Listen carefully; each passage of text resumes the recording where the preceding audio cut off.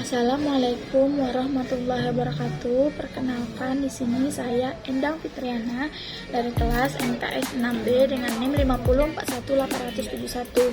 Nah, di sini saya akan menjelaskan tentang Good Governance, di mana yang sering disingkat dengan GCG. Nah, yaitu dapat didefinisikan sebagai suatu proses instruktur yang digunakan oleh organ perusahaan, pemegang saham, pemilik modal, komisaris, atau dewan pengawas dan direksi. Nah, untuk meningkatkan keberhasilan usaha dan akuntabilitas perusahaan guna mewujudkan nilai pemegang saham dalam jangka panjang dengan memperhatikan kepentingan stakeholder. Nah, berlandaskan peraturan perundang-undangan dan nilai-nilai etika, GCG merupakan isu yang tidak pernah usang untuk terus dijadikan pelaku bisnis, akademi, perbuatan kebijakan, dan lain sebagainya. Nah, pemahaman tentang praktik GCG terus berevolusi dari waktu ke waktu. Kajian atas GCG mulai disinggung pertama kalinya oleh Berli dan Mintz pada tahun 1932 ketika membuat sebuah buku yang menganalisis terpisahnya kepemilikan saham dan kontrol.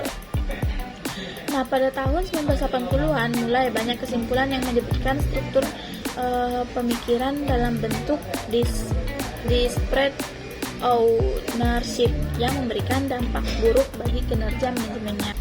Untuk dasar hukum GCG ini, nah itu sudah dibuat juga dasar hukumnya. Yang pertama itu pada Undang-Undang Republik Indonesia Nomor 19 Tahun 2013 tentang Badan Usaha Milik Negara. Yang kedua tentang Undang-Undang Indonesia Nomor 40 Tahun 2007 tentang Perseroan Terbatas.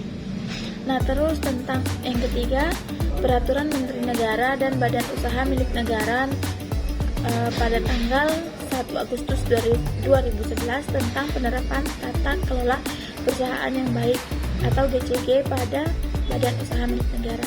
Nah, terus surat keputusan Menteri Badan Usaha Milik Negara atau BUMN. Terus yang terakhir itu surat edaran Menteri PM BUMN pada tanggal 17 April tahun 2000. Nah, prinsip-prinsip GCG ini didasari bahwa penerapan prinsip GCG merupakan salah satu upaya untuk cukup signifikan melepaskan diri dari krisis ekonomi yang melanda Indonesia. Nah, peran dan tuntunan investor dan kreditor asing mengenai penerapan prinsip GCG merupakan salah satu faktor pengambilan keputusan berinvestasi di suatu perusahaan. Nah, penerapan GCG ini dalam dunia usaha di Indonesia merupakan tuntunan zaman agar perusahaan-perusahaan yang ada jangan sampai terlindas oleh persaingan global yang semakin keras. Sekian penjelasan dari saya. Saya akhiri. Wassalamualaikum warahmatullahi wabarakatuh.